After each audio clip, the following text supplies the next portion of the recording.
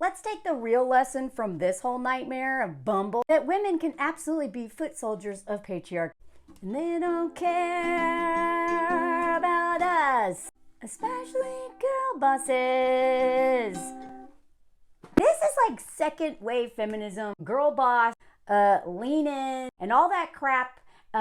Those roosters coming to, what do you call it? Rooster, whatever. Because this woman seems to miss the mark all the time. And yet she's learning and growing and trying to do better, but she still keeps missing the point. And I'm doing a little deep dive on her. I already did the Bumble. I don't have much to say about Bumble. I am gonna address their little apology. I'm gonna give you a little bit more of a story on Whitney and her oil tycoon husband, who sounds like a slacker, bunch of nepo babying, but she's a self-made billionaire, okay. And then I'm also gonna tie it to my own personal story of how a women's magazine absolutely exploited me. Multiple ones did, as a writer, and made me look like, oh God, just hold on. When I was at Occupy Wall Street. So we are gonna go on a wild ride here. I hope you are prepared. Buckle, and also I'm supposed to remind people because I'm really bad at it. So, and I feel bad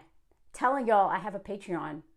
You don't have to join it free. You can join it for free. You just get updates. The tiers include a live Q&A, personal stories, all that stuff. Do you. But the link is in my description, and I have a lot of fun over there, so I hope you check it out. Anyway, also make sure that if you are subscribed, make sure you are, because a lot of people have been telling me that they were magically unsubscribed and they have to resubscribe and do notifications, all that crap. Anyway, sorry. I hate doing that.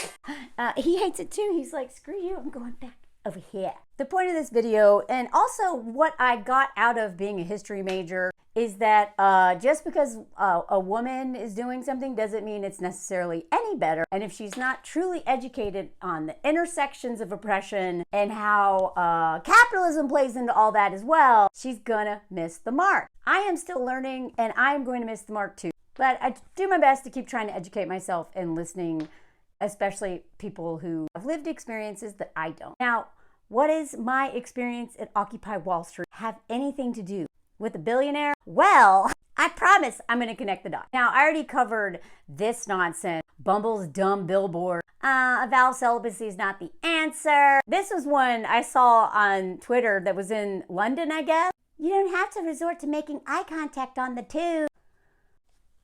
Thou shalt not give up on dating and become a nun. I just want to remind people that this had to go through all of these had to go through so many people to get approved. This was a massive budget. Who is doing your marketing? Y'all, did y'all hire a little Inchmells? Where's my puppet? Oh my God, where's my puppet? Did you hire one of these podcast bros to write this? Because y'all are literally using Inchmel language. I mean, this reminds me of an issue of Climber magazine back when I was in my early 20s, and they had schmegulized a woman on the cover wearing like a bikini or something and climbing. The only woman they ever put on the cover, and they totally schmegulized her. And women wrote in and were like, this is messed up. Can you not do this? We're athletes. And they're like, oh, maybe you should go to Afghanistan and wear a burqa. That was their response. Like the editor-in-chief. I've been meaning to do a video on that whole nonsense. But this is what y'all are doing. Oh, haha, we don't want to date men because they're unaliving us. Someone on Bumble literally was dismembered. Giving up on dating does not necessarily lead to being a nun. And as somebody who was celibate for 12 years during my like primary, whatever you call it, not consecutively, but 5 years, and then a little funk around being like, no, thank you. And then 2 years, and then try it again. No, thank you. Somebody who decentered men before I even knew that's what I was doing, or that it's actually one of the things I'm most proud of for all of my 20s and half my 30s. Celibacy was the answer for me. That is why I had such a cool life. My biggest gripe with Bumble is that they sold themselves as a feminist, women empowerment, blah. And like I said before, how is it empowering to send the first message? Chasing men is not feminism. I'd actually argue that Whitney is one of the reasons why we are making fools of ourselves, because she normalized this crap. But let's just look at this. So in response to this great point, Bumble need to fuck off and stop trying to shame women into coming back to the app instead of them to run ads targeted at men, telling them to be normal. This response right here. By the way, I love following her. Someone who worked in the film industry and was around big celebrities all the time. I never really was like, ugh. I was like, Anyway, but when she followed me back, I screamed. One day, I'm going to have the courage to ask some of the amazing people that I follow who follow me back that I really would love to talk to. One day, I'm going to have the courage to reach out. If I have a podcast, maybe, I don't know. I have to have something, but she's someone I would love to interview. I highly suggest you follow Uja Anya on Twitter or across all platforms. I have learned so much just from following her. Not to mention her other work, but just like, she always has the best take. Look at this. I did not know that. This is why it makes sense. Men are 76% of Bumble users. Bumble's main business model is selling men access to women.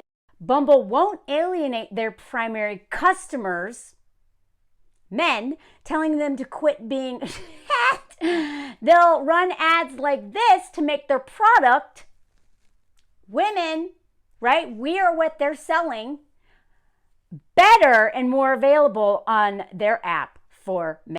This is why we're so pissed. Some people are like, whatever, it's a dating app, blah, blah, blah, blah, blah. No, this woman became a billionaire selling us, and she had never used the app. Whitney, whatever your name is, the billionaire lady who started Bumble, she'd only been on one date from a dating app, and it was bad. And then she creates this whole thing and I'm not done. So this conversation right here, I love both of them, by the way. Follow Carolyn. I just think it's kind of not so ironic that the owner of that platform recently said she sees AI being a viable tool of matching people in the future. Someone who thinks like that clearly doesn't value humans and has positive, meaningful human actions and connection.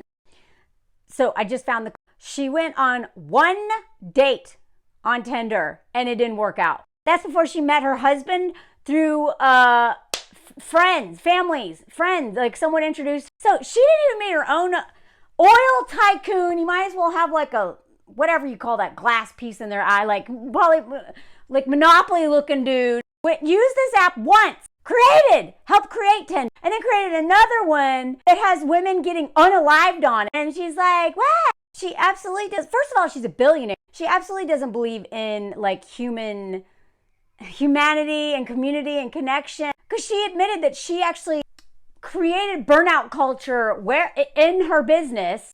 We probably perpetuated burnout culture. The reality is I did work around the clock for too many years and it was very unhealthy. I missed a lot of life. There was way too many weeks that went without talking to loved ones. Weeks, y'all. Or family members, or checking on my grandma, and I regret I have. So there is no such thing as an ethical billionaire, in my opinion. But she's a billionaire because she's been selling us. Please do not forget that. I lost my 20s. Since I was 22, I have felt like a machine. Ha! Yup. Okay, I'm on some list, but who cares about a list? What matters is the joy that blah, blah, blah, blah, blah.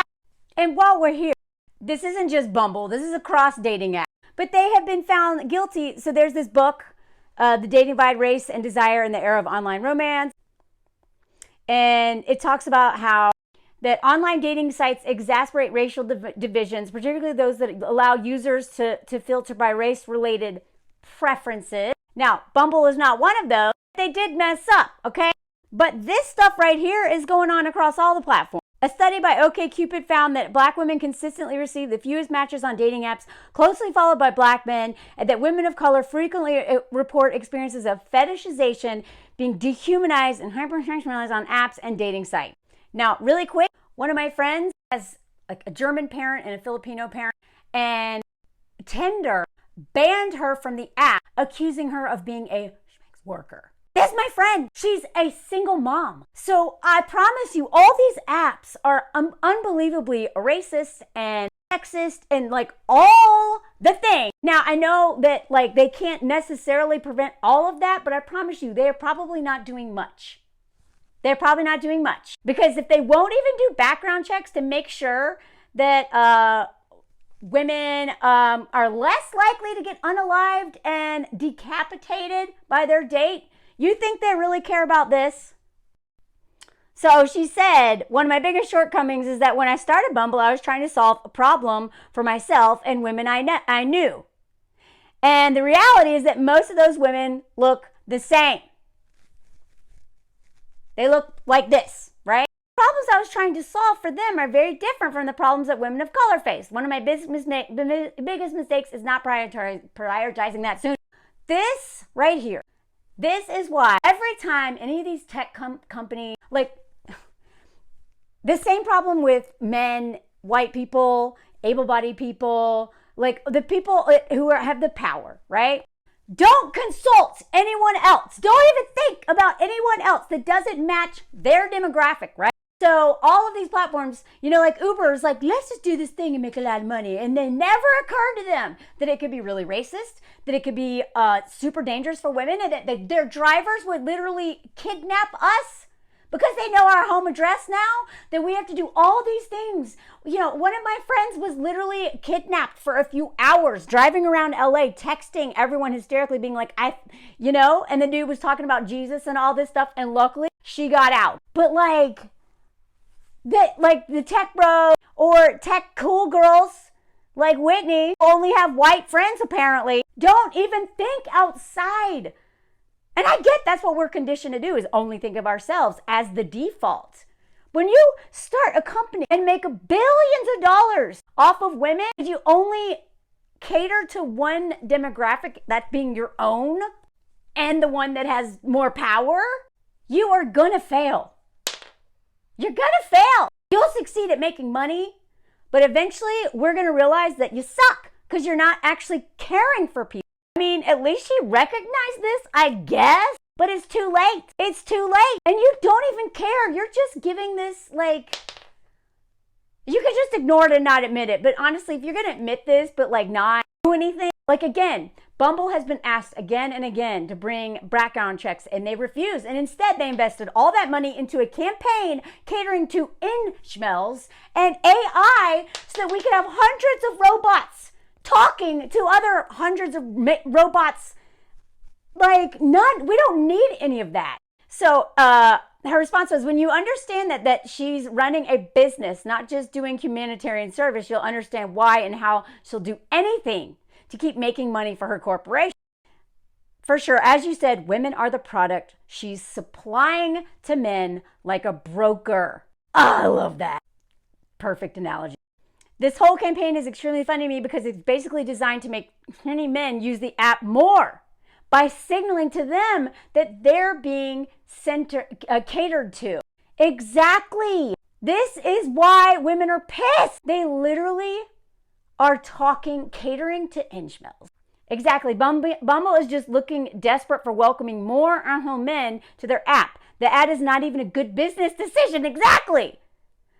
That's why you got to hit it where it hurts. You got to block this app, take it down. It doesn't do anything. Because what will your company do when all you have is customers with no product? Us being the product to sell them, since that customer you cater to ran them off the app, right? They're catering to these men who are so awful, they run us off the apps or they unalive us. Exactly. It's easier to shame and control women, just like the world always used to do, instead of changing predatory. The sad news for Bumble, it's not working on us anymore. We see right through this, especially when we have tools like this. Scott going out there and telling women again and again, he has not a sociology, that men are that men are violent, and the most violent person is basically a single young man, and that women should date men so that they don't hurt other people. I don't follow this man, Block him. And please stop booking this man on podcast. He is an inchman. Was making fun of protesters at the university a few weeks ago. Whatever. Oh my God. I'm getting sidetracked. Anyway, I really just don't even follow celebrities, honestly. And they don't care about us. They never have. If they don't care about us, I promise you they don't care about genocide. There's a few that do. Anyway. Okay. Focus. Bumble put millions of dollars into an ad campaign basically blaming women for not forking men. So now a dating site for women is gaslighting them into forking for revenue. Like, there's been all this discourse around, like, anyway, this whole thing is a mess, right? And Bumble went on to do all this nonsense. Cecilia Regina already covered this apology that's like, bleh. They're like, oops, we forgot celibacy might be brought on by trauma. Whitney, hello. You literally claim that you started all of this because you were abused. I'm gonna get to that in a minute. Like, God, oh yeah, this is so, everything about this. They're like, sorry we offended the asexual community. Sorry, we're just, look at this. We're trying to be funny. This is the same stuff men do. Men are like, it was just a joke. We're just trying to be funny. Like I said, men are never joking. This was not a joke either, okay? They were trying to use humor. It was a joke, but it was a punching down, make fun of the people, like, oh my God. I'm sorry, I have so much to cover. I'm getting really overwhelmed already. This is the worst apology. It's very corporate. They're like, we admit that we did this. We're sorry for black. For years, Bumble has passionately stood up for women in marginalized communities. I would love to hear something from marginalized communities. Who are you talking about and what have you done, Bumble? Because I have not heard that. Okay, well, I'll show you the only thing I've heard. They have a diversity team now. Great, that's it. They're probably firing them now because everything is blamed on DEI, because that is just rebranding of racism. They just say DEI so that they don't get in trouble. And what they really mean is we just want to be racist and we're going to blame DEI for everything. Diversity, inclusion, equity, if you don't know what that means. So here's what we're doing. We're removing these ads for our global marketing campaign, blah, blah, blah. We're going to donate to a national domestic violence hotline. This isn't domestic violence, though. I mean, great, domestic violence, yay, rah. But why don't y'all do background checks? Like, they still won't do, even though I've already covered this. I went into a long, deep dive on that. I will try to remember to link that. It was just like 2 days ago about a case for background checks, but also background checks are not going to safeguard you entirely. And also they are going to be racist, too. Mind you, as Cecilia Regina pointed out, they don't do much for Planned Parenthood or any of this stuff. It's really under attack. They won't take a political stance, and I'm going to show you exactly how much they won't take a political stance in just a second. And they think that this is just going to help it all. They're pissed. Here, the good thing is that they did this statement because of y'all. Every person who deleted their app, who wrote into them, y'all did this.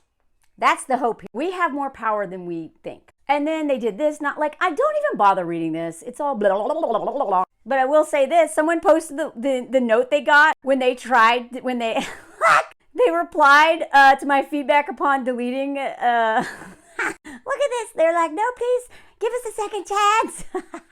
I mean, at least they're listening and they're like, oh man, but y'all still aren't doing what you need to do. You're still making money off of selling women without protecting women, without listening to women, without fixing the real problems. And even though their stocks went way up, it's not because they're winning, y'all. This woman posted this and then gave us an update. This is not because they're doing well, or they wouldn't have removed the ad. And apparently their stock went up because of buybacks. That's what it is.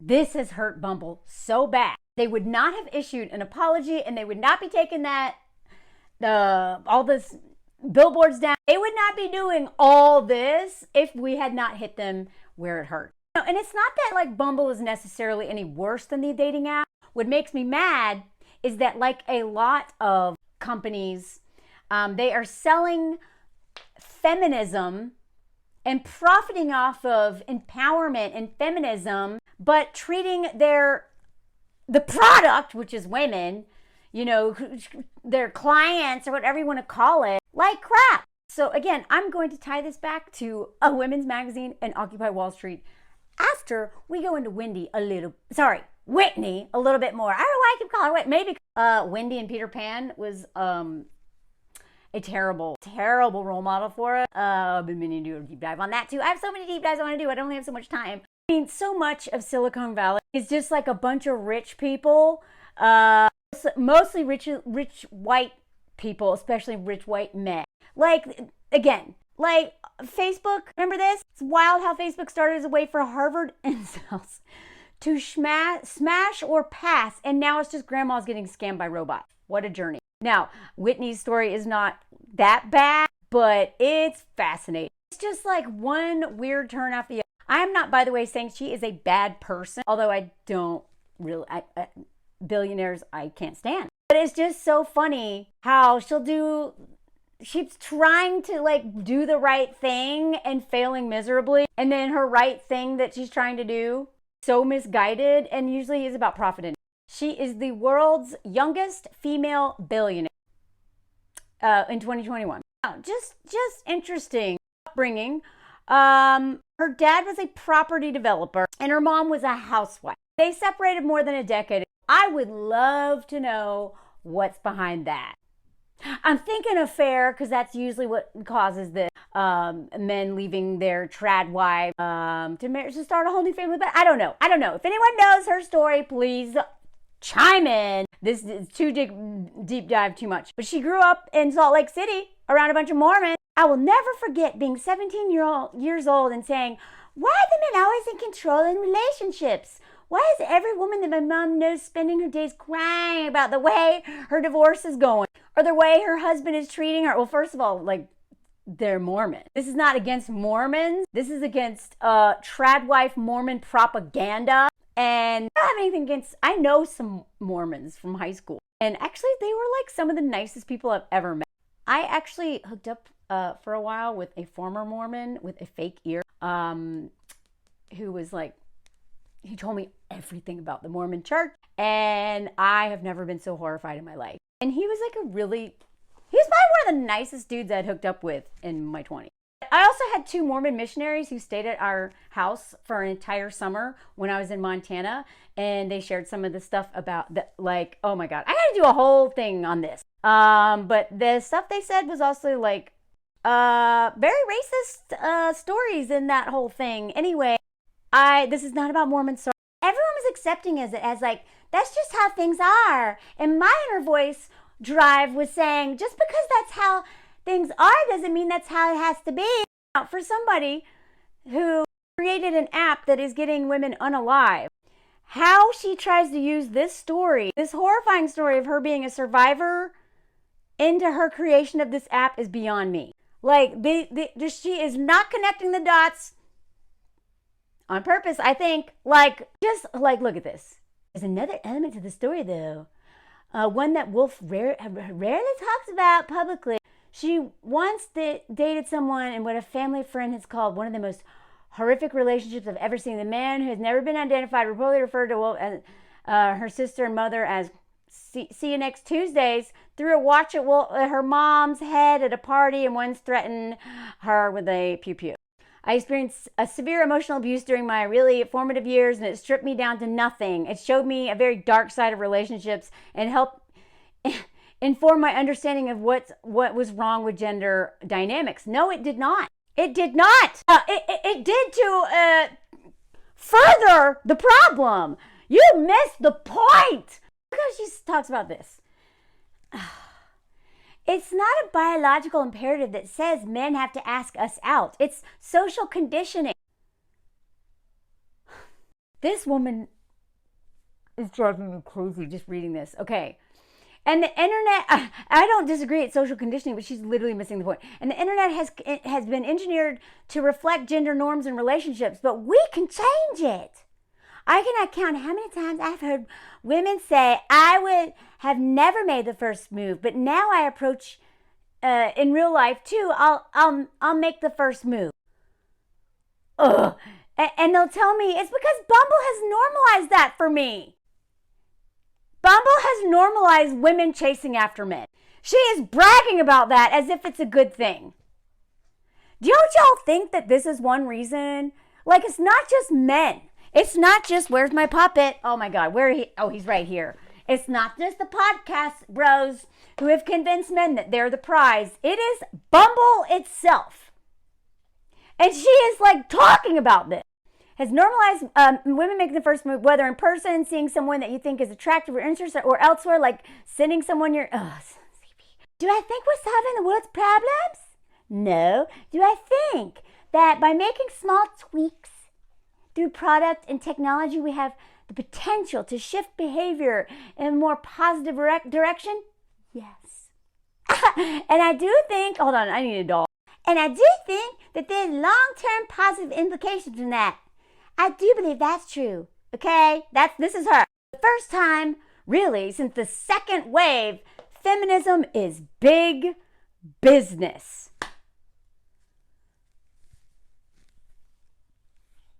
Do you see why, girl boss? Can we get rid of this? The current moment of post Me Too empowerment and okay, don't get me started on Biden. Okay, oh my God, focus, Melanie, focus. Has been commodified and sold back to consumers who more than ever align their identity with brands. And Wolfe Herd, all right, because remember she added this stupid name to her name, is without a doubt, why did you add it anyway? Without a doubt, a marketing and branding genius. Bumble's colorful billboards and outdoor ads feature slick quips. Be the CEO your parents always wanted you to marry. But she also walks the line. Okay, I will say this. This is like maybe one of the only good things they did was like she went to bat for this. You know, the unsolicited, right, she did this. Great, thanks. Thanks a lot. Really appreciate that. That's about it. Because she does not want to get political. Let me tell you what. They did stuff like this back in 2016, right? When like the whole, the hat, the pink hat, all this stuff. All they do is make money off of big moments where they can exploit women. Don't be fooled by this. Oh, they donated to Planned Parenthood. I would not be one bit surprised if we found out that they are donating to Republicans who are voting, who are responsible for Roe v. Wade being overturned. I would not be surprised. I would love to know who they donate to. Don't fall for this because they said right here, first of all, they took down that post. It no longer exists. I tried to click the link. When they were asking for donations, now, mind you, they are billions of dollars. Why aren't they donating? Why are you making us pay? You know what I mean? And by us pay, they're not just going to donate. They're like, if you like this, we'll donate $1. Do you know how much they make off of us engaging with this stuff? I'm sorry, but if you make us do something to build your platform and your brand in order for you to give money to save Roe v. Wade and donate to Planned, like, do you see this? Yes, this isn't a political post. Our team is a mixing pot. Some of us are Republicans. Some are Democrats. Some are independents. And some aren't even from America. But every single one of us knows how important it is for women to have safe and affordable health care. I want you to pay, they're saying health care. They won't say abortion. They want to be like, Planned Parenthood is for health care. It does a lot of stuff for women, but they won't say the word abortion. They literally branded themselves as the feminist tinder. They're very careful how they talk about this. It's up to women, blah, blah, blah. Our team opinions vary. You see what they're doing? Look at this. See, they don't want to lose Republican. They don't want they won't take a firm stand on it, and they code it like this, right? Now we feel Planned Parenthood is a natural extension of empowering women to take care of their bodies, because Planned Parenthood is all about. I mean, Planned Parenthood does offer health care, but do you see what they're hiding? Giving them the right to accessible health care, as well as the ability to make the best choice for them. This isn't about one particular woman's health matter. It's about providing women with access to all proper health care, reproductive health care, including the they need. And then they said this whole story being like, well, yeah, we love it because one of our members, had found out she had cervical cancer, la, la, la. You see, they're purposely avoiding talking about abortion, right? This is literally on their dumb beehive thing where they say, again, we believe in affordable, safe health care. Some of us are Republican. When it comes to women's issues, we aren't playing around. We have your back, honey. I'm so annoyed. XO. So every time they did this too. Look, for every match made on Bumble BFF today, Bumble will donate 10 cents to Planned Parenthood. Hashtag give a hoot, protect your cooch. Mind you, they won't just donate. You have to go on Bumble and sell your body to their platform, and then they'll give 10 cents. Look at just all this. I can't even read it. I'm so annoyed. I found in Bumble with one goal: to give women control over their relationships so they can live healthy, more equitable lives by making them chase men and giving them 24 hours to decide if they like a dude and have to send the first message. Y'all, she finally in this one said she said the word abortion. So every once in a while she's like, oh crap, maybe I should go fight. I do want to point out one of the only things I liked about Bumble was the BFF thing. I went out on some girl dates. I was trying to make friends. So I surely there's another app. I know that there is. There has to be. And also Girl Gone International, Girl Gone fill in the blank city. I know it sounds like Gone Girl, like the movie about her just like oh God, I gotta cover that movie one day. But Girl Gone Lyon, for instance, has a chapter. Girl Gone, that's how you can meet women. Go on there, just delete this app. I don't know. I'm sure there's other ones. I know there are, but this is not a reason to stay on. And again, that political post that was like, this is not political, they already erased. Gone. Just remember the time, right? Women were pissed that Trump got elected. This is me at the march in Washington with my stepmom. This is still my favorite person that I saw. But I actually preferred the protest the day before that was like the anti-fascist protest that ended up being way more violent, but probably more productive. Like this protest outfit, like this, seriously, this is one of my favorite. Look at this. She was pulling behind her all these babies. The reason why I'm bringing all this up is because this was when feminism was profitable, most profitable, right? Like this is me at this walk in the Amber Rose threw in LA in 2017. My ex-boyfriend made me a Forkin statistic because I was talking about grape, obviously. You want to know how many women came up to me and were like, yeah, me too. It wasn't a stranger. It was a boyfriend. The reason why I'm bringing all this up is because this climate is what made this woman rich. Billionaire rich. Bumble took off because, I would argue, because Trump got elected. Because this was all very, very big. Right? This woman thought a dating app selling women and making them be like chasing men was going to empower women. And it worked. We fell for this crap. Like, I didn't fall for this. I never thought this was like a feminist dating app. I was like, how is this feminist? But the more I learn about her, I'm like, gosh, she is brilliant at marketing. She marked Bumble as a friendlier dating app for women. It's not. Just because you message him first does not make it friendlier. And as a place where girls were looking for their dates, and it worked. Whitney knew how to brand. So she brought Bumble balloons to parties and branded t-shirts to sororities. They ordered and delivered pizza to Greek houses on weekends, and at that point, the app was still in the building process. Then she brought out Bumble BFF and then Bumble Biz, where you could connect with business. I'm not saying that those are a bad idea at all. I'm just saying. Bumble is run by a marketing and branding expert. So she is a sorority girl. Look at this. She was in sixth grade. Her rich family, went on sabbatical in Paris, France. She went to Southern Methodist University,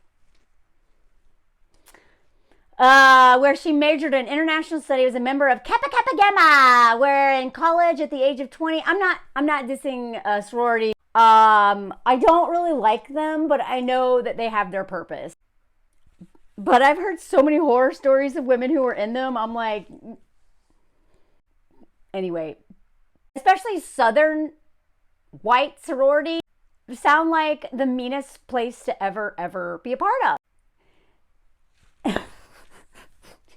At the age of 20, she started a business selling bamboo tote bags to benefit areas affected by the BP oil spill. I'd be curious how much of that money went to indigenous people, the Native Americans in Alaska. Also, I think it's really funny that she married an oil tycoon. How do you feel about this now? Are you going to sell bamboo stuff when your husband keeps burning the planet? Like, the Help Us Project. The bags received national attention. You got celebrities to wear this stuff. I mean, I will say, this woman's got ambition. I'll give her that. This is what is also, this story is so bizarre. She also started something called Tender Heart, a clothing line dedicated to raising awareness around human trafficking and fair trade. She's traveled around Southeast Asia. She worked in orphanages. Okay, so this woman allegedly cares a lot about this, but she's literally like selling women on an app and made billions off of it. The dots are not connecting in terms of how you... She was, I mean, basically she's the reason why Tinder took off, okay? She was reportedly behind the name of the app. She has also been credited for fueling the popularity on college campuses and growing its user base, right? Because she's going to sororities, I'm sure, and networking, as women are usually very good at doing. She left Tinder because of sexual harassment, I'll get into that in a second, and started her own company, and was almost there. You came so close. Having received a lot of online hate herself, she started sketching out a female-only social network centering around compliments, which was to be called Merci. Merci. Oh God, that was like my first French teacher was a Southern white woman, and she'd be like, "Parlez-vous français?" That is what 2 years of French from her in high school. And then I was like, "Wow, this doesn't help at all." Anyway, you just heard that. So even though she didn't want to go back to the dating industry initially, in the following months she cooperated with Andre on assembling a team developing a female friend. Why didn't you start? Like, why did you? Well, because this is money. You know, instead of like creating a network where women could compliment each other and build them up, she's like, I know, I'll sell women because I'm so concerned about trafficking. As of September 2009, Tinder and Bumble were the first and second most popular dating site. Okay? So, all that stuff that happened 2016, 17, 18, during the Trump introduction to Trump world that we'll probably never get out of, she became a billionaire selling girl power. She then started this one in the UK, a gay dating app called Chappit. I would love to know how that's going. My guess is that that's probably just as safe as Bumble is. And then in 2013, she met the gas and oil heir, Michael Herd. Look at this. She's now the mother of 2 boys. Great. A girl boss is now raising, like these dudes, how much you want to bet she's a toxic boy mom? 2022, Forbes listed her as the number 33 of the top 100 America's richest self-made women. I really wish they'd stop saying that. She comes from money. It is so rare that someone becomes a billionaire who wasn't born into wealth, because you can't invest. It is so expensive to be poor. You know? God, they need to do away with this language. I hate it. It's like Kardashian being a self-made. Well, okay. The dude that she was investing with is like all about like Blackstone, by the way. And if you don't know anything about Blackstone, watch out before you Google that. Like, so she starts this platform for kindness called Bumble and started her career as a girl boss. Okay, Mose is back. Mose was on his little lunch break. Sorry. He's back now. He's gonna pass out any second. So again, she's like, the power lunch is no longer just for men. We all deserve a seat at the table. And this is where the problem lies. This is what the more intersectional my feminism gets, the more I realize, fork this table. I don't want to sit at that table. I don't want women acting like men. And that's what you got to do at this table. I know you have to play within the system, But like, she's just literally acting just like men, catering to men, centering men, and just like men, exploiting women to do it. She's created her little empire. The language of this. Imperialism is not a good thing.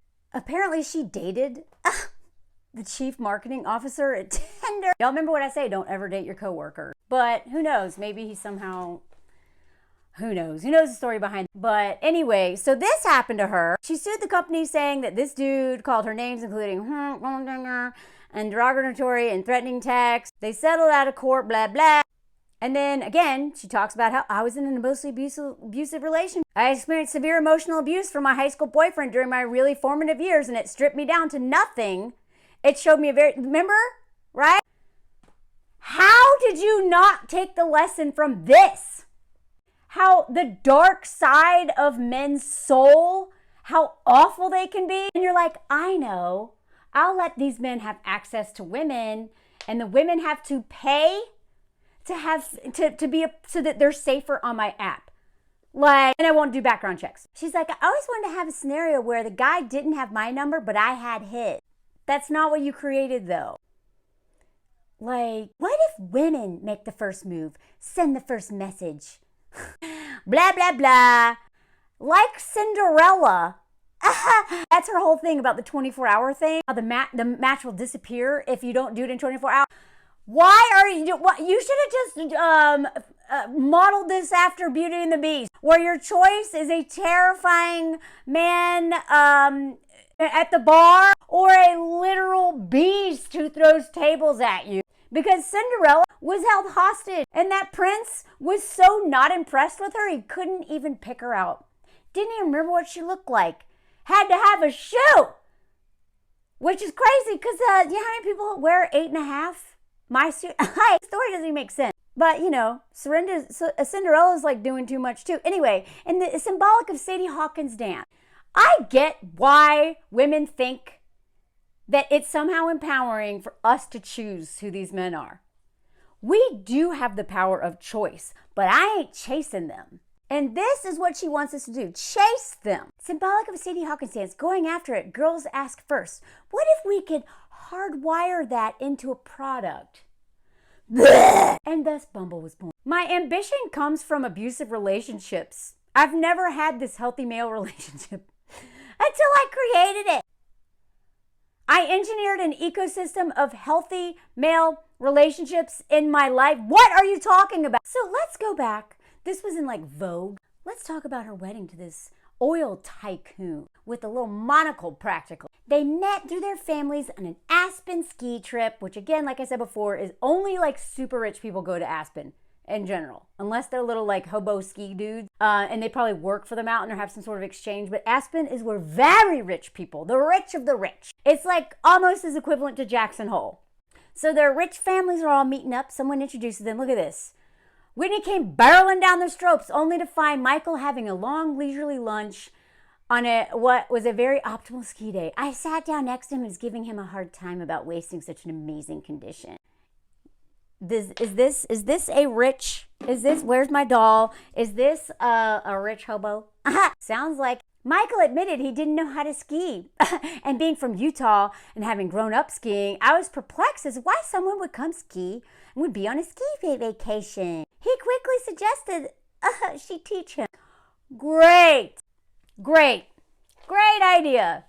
Instead of hiring someone, he's like, I know, I'll make this witch teach me for free and maybe I'll get in her pants. I was up for the challenge. Excited to slyly show off my skills. See, she's doing too much. And he's like, oh, cool. So up the gondola we went. I spent every minute of that long ride boasting about my experience. Chasing. He said that he was nervous and suggested that I go slow so he could keep up. I appreciate him saying that, right? And when we got off, he picked up my skis and got me clicked in. Oh, what a gentleman. I thought, that's weird. That's kind of a pro move. But quickly started down the hill. I went as fast as I could and thought he was long behind me. Next thing I know, he passes me backwards. When we got to the bottom, he clicked off my skis, handed them over to me and said, "Y'all have a good day." My life has never been the same since. How is that a cute story? He's like, "Teach me how to ski." She's like, "Okay." And she brags about how amazing she is the whole way, and then she shows off and is like the worst, like doesn't even try to teach him. It just shows off. He's like, "Look at me, look at me, look at me," and gets down. He's like, "Fork this, bye, have a good day with your skis."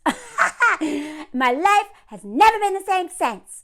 In typical Michael fashion, I had no idea it was coming, Whitney admits. He told me 2 things that morning. He wasn't sure marriage was in the near future as we were both so young and busy with our careers. And 2, we were going to his family's ranch for the weekend. This is about their dumb marriage proposal. Look at how she just talks about this.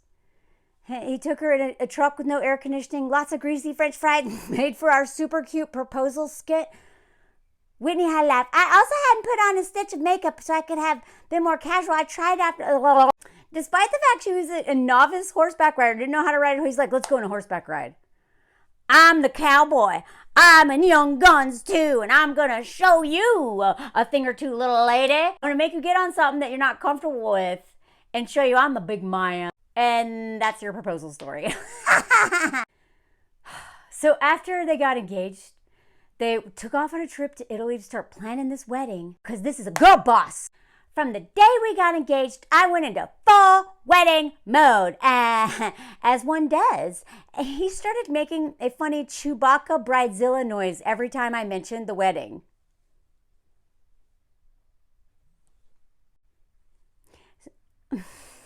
How much you want to bet she planned the whole wedding? And it turned into a joke of the trip of our family and friends. They all started calling me Chewy. Now, we know that this woman is ambitious and seems like a, right? So this doesn't surprise me, but like, I don't know.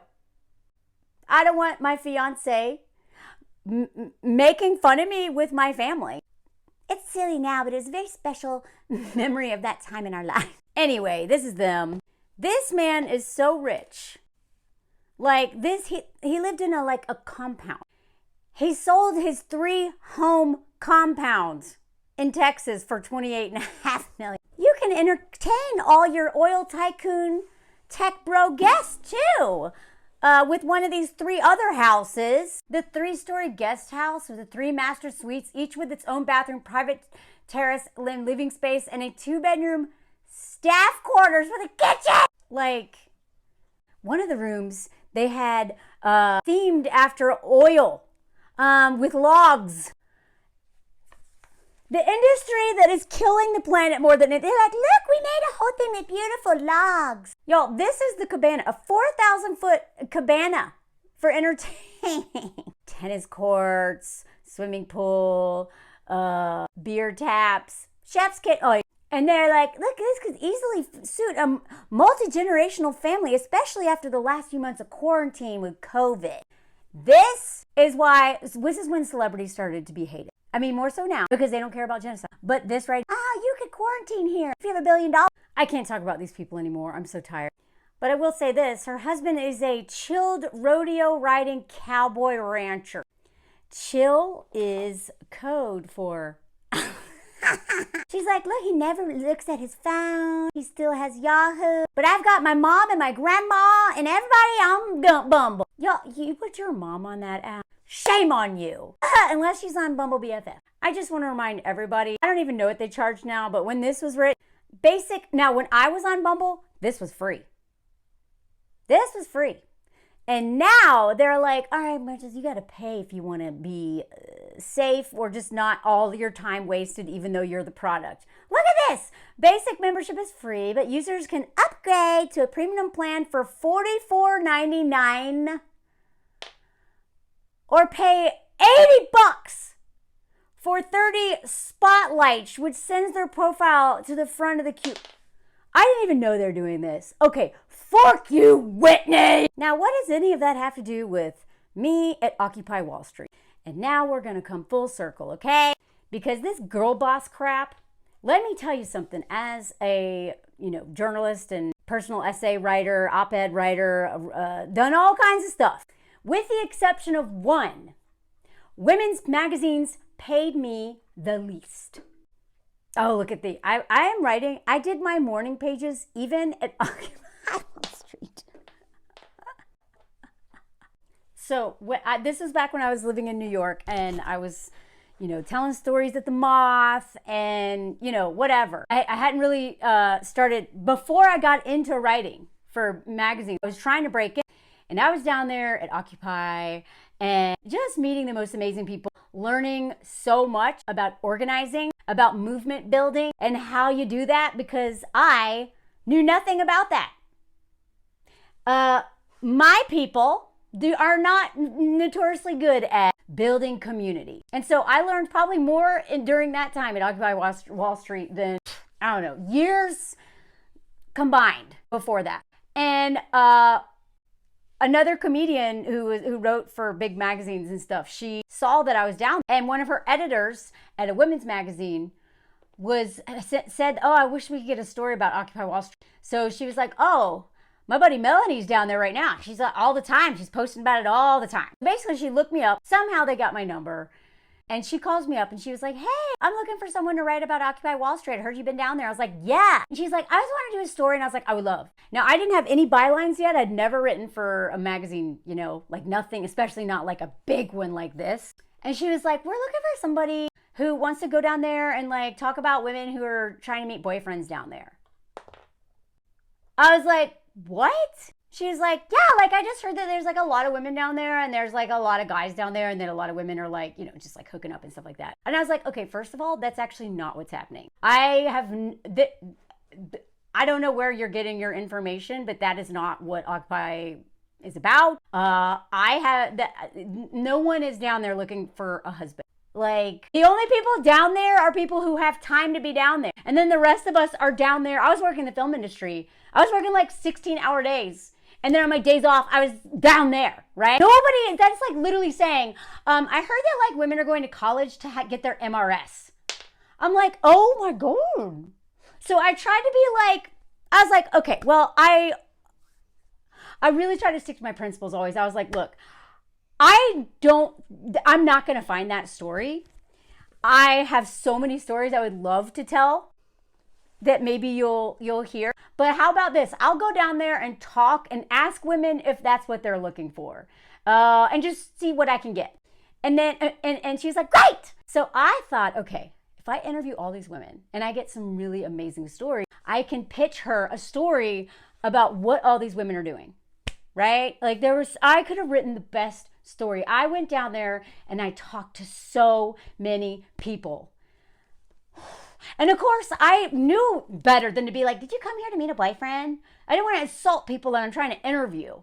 So I just started talking to them. And then I'd be like, "By the way, a magazine wants me to ask women if they came down here to meet husbands and boyfriends. And I know that that's an insulting question. So what would you say to that question?" And she was like, I remember one woman being like, "Are you fucking kidding me? I work all day. I work my butt off. I'm doing all this stuff. In all my spare time, I am down here. You think I'm going to date any of these dudes? No way." Because most of the men down here, they're down here because they have time, because they're unemployed. In which case, why would I date someone who's unemployed? I don't want to take care of a man. And I'm like, fair point, right? She already knew this is not what, if you don't date. If you wouldn't date, you don't date. I'd never dated when I was not in a good place. It's not fair to other people, and I'm going to make terrible decisions. But a lot of men, they don't think about that.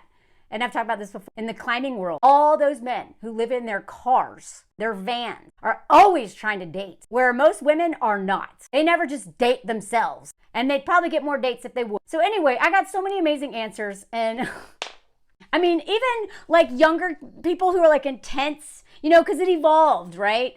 They finally, intense, this is before the cops came in and just destroyed it all overnight when there's no media. They're the same thing that they just did at Colombia and all over for the Palestine protests, right? They come in with violence and just tear everything down and destroy property, and they did that overnight, right? But before that, they had tents. And I remember this one, she was like probably like 18 or something. And her and her boyfriend down there. And she's like, yeah, you know, we kind of share tents and stuff. And, you know, you can't like knock. You don't want to like go into someone's tent in case they're like getting it on. So you have to go knock, knock. You know, like I had so many great stories of like just people living down there, existing down there, trying to change, right? And so I was like, okay, I'm going to try. So I talked to her, called her up, told her, I was like, okay, I didn't find the story that you thought. I honestly tried, but here's what I did find. And I pitched all these ideas to her. Didn't want to hear any of them. Not about all these amazing women that I've met. Not about all the change that they were doing. Not all like the movement building that was happening. The intersectionality and the conversations. None of it. None of it. You know what she wanted? She was like, well, yeah, that's not really. And then I was like, well, there's like one other story. I was like, when I was down there, I met this guy who thought he was Jesus. And at first I thought he was like super hot. And I was waiting in line for dinner with him. And then I just remember thinking like, I'd fork this dude. And then he started talking. He literally thought he was Jesus. And he told me all this stuff. And and I basically just told this story about this crazy dude down there. And she was like, will you write about that? And I was like,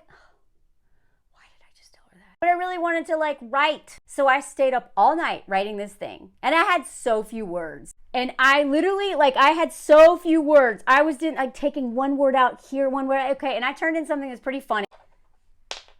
She rewrote it. She added things like, when I saw this guy, I started picking out wedding dresses in my head. Y'all, you know how I feel. I have never wanted to get married. It's shocking that I'm married now. I've never thought about picking out wedding dresses. I didn't even think I would ever wear a wedding dress. And even when I was about to get married, I had to be talked into wearing a wedding dress, which I got period blood all over in the dressing room while I was trying it on because the diva cup runneth over. And a dress, especially a wedding dress that Melanie Hamlet wears, is going to have a stain or a hole, or it wouldn't be me. Liz helped me reframe. So anyway, she literally changed it and made me sound like such a fool who wanted to hook up and marry. I mean, I just wanted to hook up maybe. But that's back when I really wasn't hooking up. It was more of like a thought. I wasn't going to hook up with this dude, you know? But she changed the whole story to me wanting to marry this crazy man who thought he was Jesus and printed that. My first byline was that. Thank God. I don't even know what thank God it is anonymous. I'm so glad my name is not attached to that piece of crap. That was my first byline. And since then, there's a lot of, I'm very proud of my work. I'm very proud of most of my work. And I've worked with so many amazing editors and so many amazing editors at women's magazines. And so many of them fought for me to get higher wages. So many of them listened to my feedback when they tried to make it more like, feminine. And I was like, but that's not me. I actually really enjoyed my relationships with editors at most of the magazines. But there are some of them out there who are just like Whitney, who are literally foot soldiers of the patriarchy and throw women under the bus and perpetuate grape culture and all this other crap. And those women are just as dangerous, if not more so, than the men themselves. Thank you for listening to this. Thank you for commenting, liking, sharing. Please follow my Patreon if you want to, but you don't have to. No pressure whatsoever. And make sure that you're subscribed in case YouTube has done that and set notifications and everything. Thank you so much for being here and listening to this. This was a long one, so thank you for your time. Et voila. Hey!